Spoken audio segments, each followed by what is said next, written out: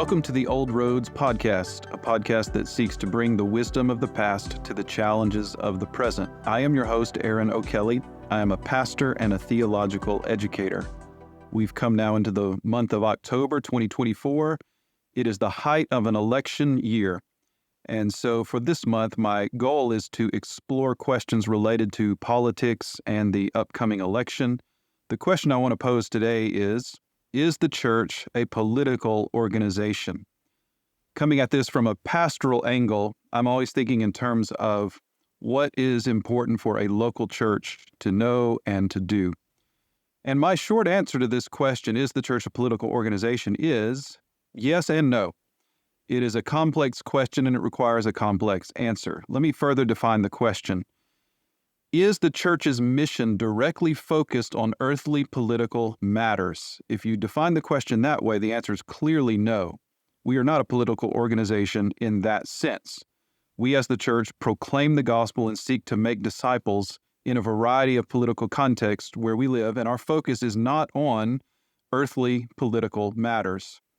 Conventional wisdom has long been that we should keep politics out of the church. There's a danger of subordinating the church to a party or a movement that could compromise our mission. And you can see that on both sides of the political spectrum. There are extremes on the left. You can perhaps remember back to the mid-2000s when Barack Obama was running for president, and at some point in the campaign season, there were videos of his pastor in Chicago, Jeremiah Wright, preaching sermons that could only be described as hard left liberation theology, where he was constantly denigrating the United States. And it became something of a minor scandal during that political season. It didn't ultimately hurt Obama, who was elected as president, but you saw clear examples there of an extreme leftist political theology infiltrating a church and directing that church's mission toward a very compromised mission. On the other side of the spectrum, though, you have churches that sing hymns entitled "Make America Great Again." I've actually heard a hymn that is modeled off of the Trump campaign, and I've seen clips of worship services that are little more than political rallies for the Republican Party. And I think both of these examples indicate compromise of the church's mission and a lowering of its focus to earthly matters rather than to the transcendent heavenly matters of the gospel, of making disciples, and of the kingdom of Christ that is to come. There's a lot of wisdom in the conventional wisdom that's been given to us to keep politics out of the church. Our mission as the church is not to build a better society. It is to preach the gospel, to make disciples, to plant and to strengthen churches. Now, if we're doing that faithfully, could that have downstream effects on society? Yes, absolutely. It should, in fact, in the event that you have enough disciples who are having enough influence in their spheres of life. But that is not our direct focus. We are not trying to make the earth a better place. We are trying to prepare people for heaven. And so as the church, our focus must remain on preaching the gospel, making disciples, not making ourselves a wing of any political party. Now, some might take issue with what I've said so far and say that our confession, Jesus is Lord, the very early confession of the church, is a deeply political statement. As the early Christians would say, Jesus is Lord, what they actually meant by that is Jesus is Lord and Caesar isn't. Well, I believe that's true. Yes, the early Christians certainly believe Jesus is Lord and Caesar isn't, but even fleshing out what that means is a little bit tricky. To say Jesus is Lord and Caesar isn't doesn't mean Jesus is Lord and Caesar has no power at all. That's not actually what it means. If you look at Matthew 22, verses 15 to 22, Jesus addresses a question very closely related to this discussion. It tells us, "Then Pharisees went and plotted how to entangle him in his words, and they sent their disciples to him along with the Herodians, saying, 'Teacher, we know that you are true and teach the way of God truthfully, and you do not care about anyone's opinion, for you're not swayed by appearances. Tell us then what you think. Is it lawful to pay taxes to Caesar or not?'" The Pharisees are well aware that there are diverse opinions among Jews as to whether it's even lawful to pay taxes to Caesar, and they're trying to trap Jesus into taking one side or the other in this dilemma. Verse 18 says, "But Jesus, aware of their malice, said, 'Why put me to the test, you hypocrites? Show me the coin for the tax.' And they brought him a denarius. And Jesus said to them, 'Whose likeness and inscription is this?' They said, 'Caesar's.' Then he said to them, 'Therefore render to Caesar the things that are Caesar's, and to God the things that are God's.' When they heard it, they marveled, and they left him and went away."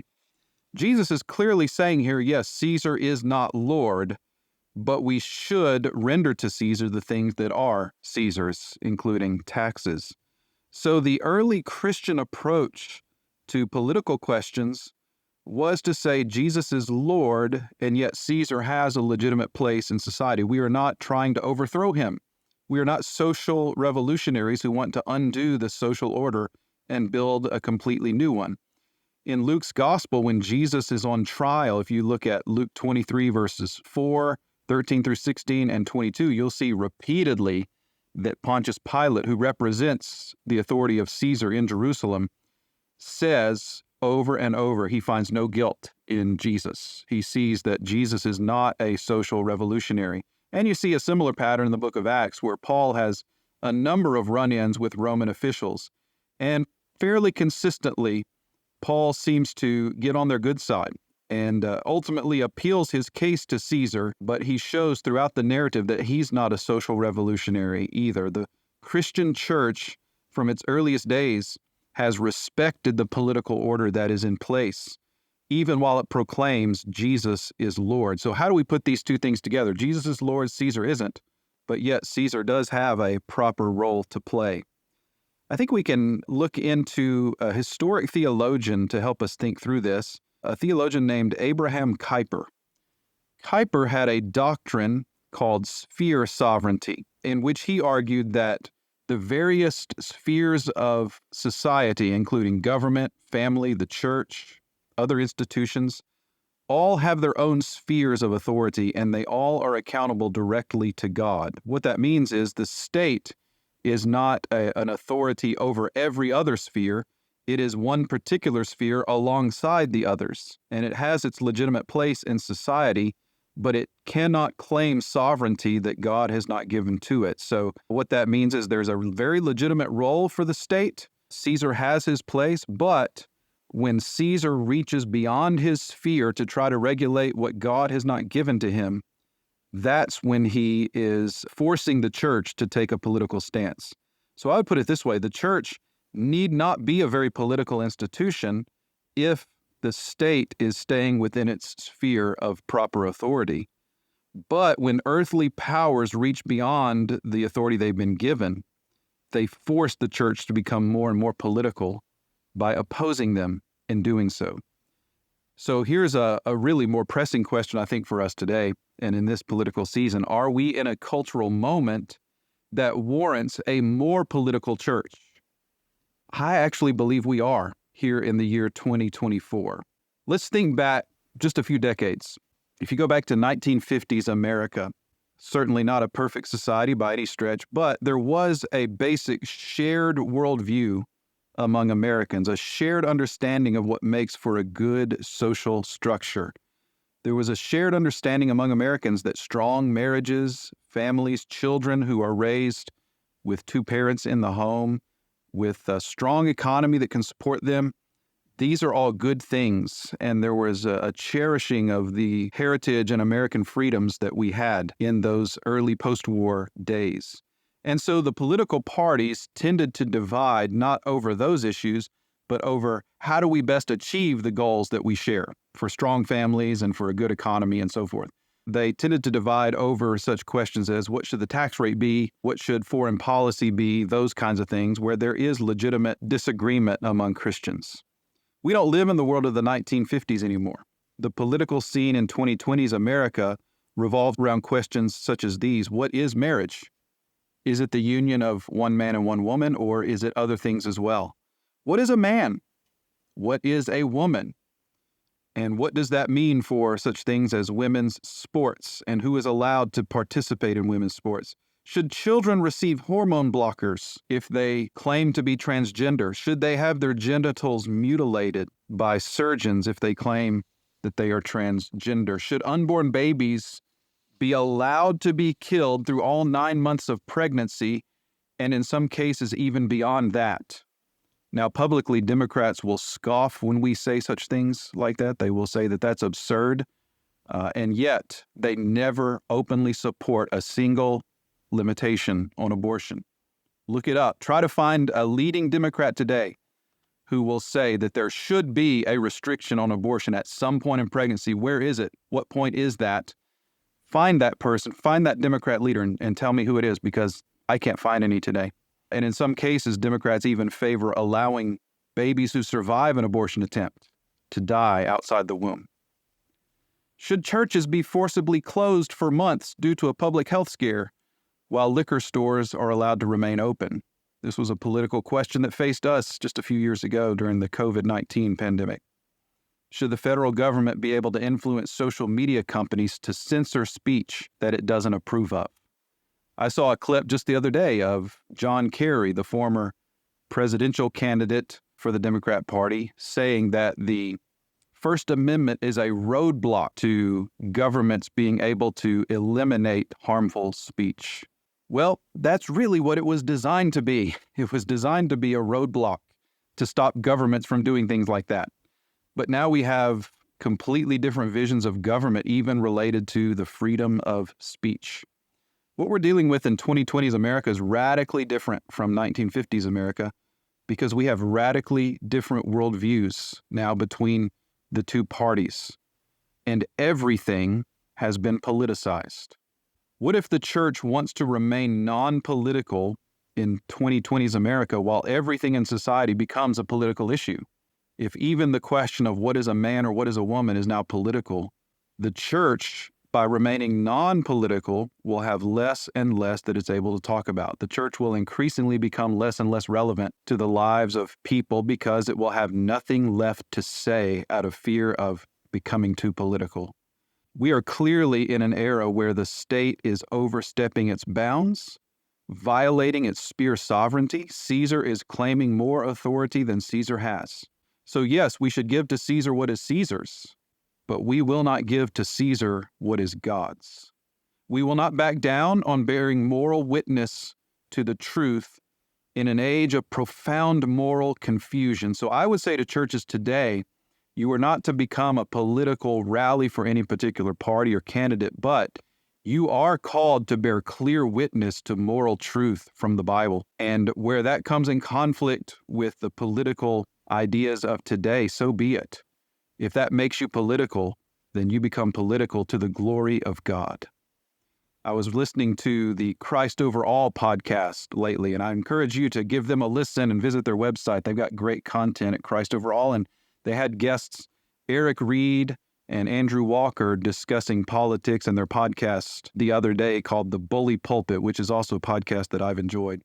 And one point that Eric Reed made on the Christ Over All podcast that I thought was very profound, he said, if you went back through the sermons of churches from 1930s Germany and you read over sermons from that time period and in that locale, would you expect to see at least some references to the political issues of their day as the Nazi Party was rising and taking power and instituting policies that were wicked and that were racist and that were intended to ultimately exterminate an entire race of people?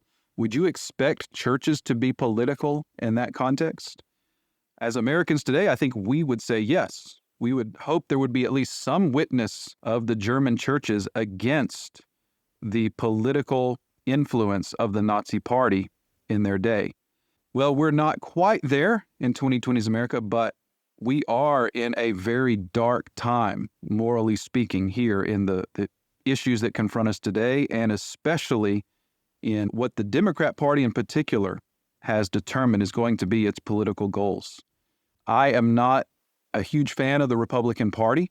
I don't think that they are terribly strong on all the issues that I prefer they'd be strong in, and oftentimes they fail to accomplish goals that I would rather see them accomplish. And yet, at this point in history, they are the only viable option to defeat the Democrat Party. And that's why I typically vote Republican straight down the ticket because I want to see the goals and the agenda of the Democrat Party defeated. I see it as a profound wickedness in our day that needs to be defeated, because we are talking about the politicization of basic questions of what makes male and female, what makes marriage, whether or not babies should be allowed to be murdered in the womb at any point of pregnancy. Absolutely radical moral positions that we must seek to defeat by any ethical means that we can.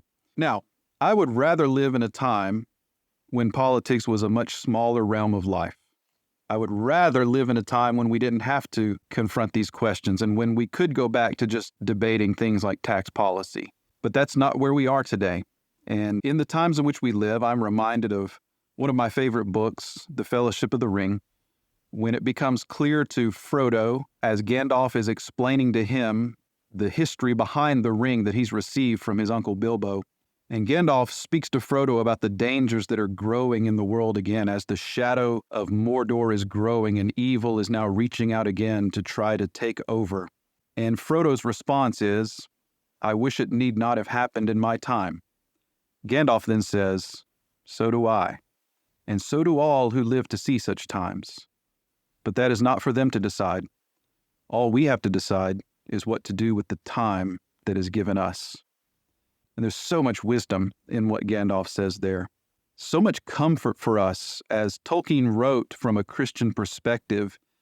He wrote in such a way to remind us that the time we live in, whatever kind of time that is, whether it seems to be a very dark time as the one we're in today, remember, it is the time given to us.